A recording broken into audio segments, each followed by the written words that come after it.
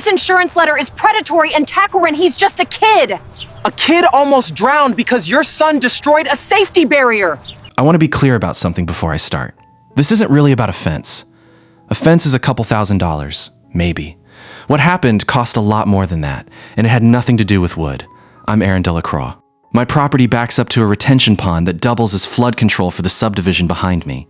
Cypress Bend, not my HOA, never has been. My land's a leftover parcel from before that development existed.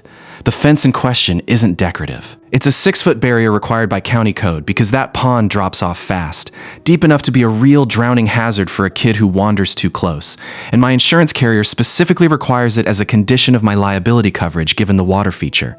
Karen Whitlock runs the Cypress Bend board. Her son Tyler is 15. I don't know exactly what started it. Some kind of dare with friends, best I ever pieced together. But one afternoon in March, 3 teenagers took a sledgehammer to about 40 feet of that fence, right along the pond side, and left it in pieces. I found it the next morning walking my dog. Whole sections just gone, splintered, some of the posts snapped off at the base. I called it into the sheriff's department as vandalism, mostly on instinct, figuring it'd go nowhere. Turned out one of the other kids involved had posted video of it to social media, laughing, and a neighbor recognized Tyler in it and sent it to me. That made the report a lot easier to close. Here's the part that actually matters, though. 2 nights after the fence came down, before I'd had a chance to repair it, a kid from the neighborhood, different kid, 7 years old, nothing to do with any of this, wandered through the gap, chasing a dog and went into the pond. He was pulled out by a neighbor who happened to be outside. He's fine. He was in the water, maybe 90 seconds. But it happened. And it happened because the barrier my insurance required wasn't there anymore. My insurance company treated that as a serious liability event, even though the child wasn't hurt. An adjuster came out, documented the missing fence, cross-referenced it against the vandalism report and the sheriff's file, and opened what they called a subrogation claim. Meaning instead of my policy quietly absorbing the incident, they went after whoever actually caused the damage that created the hazard in the first place. That's Karen's family, legally speaking, since Tyler was a minor and parents carry liability for a minor's actions in most states, especially when there's already a police report establishing what happened.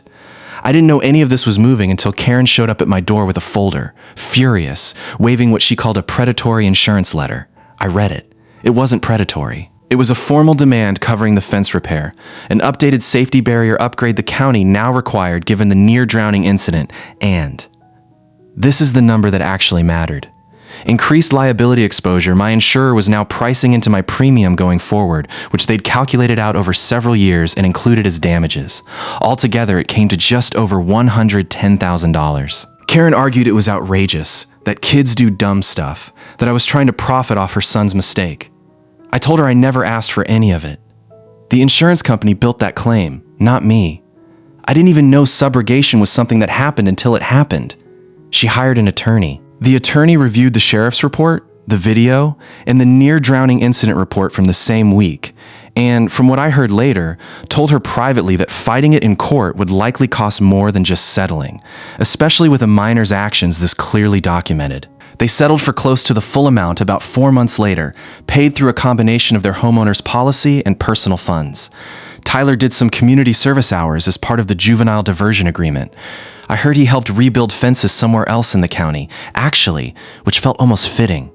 The new fence is up. 8 feet now, not 6.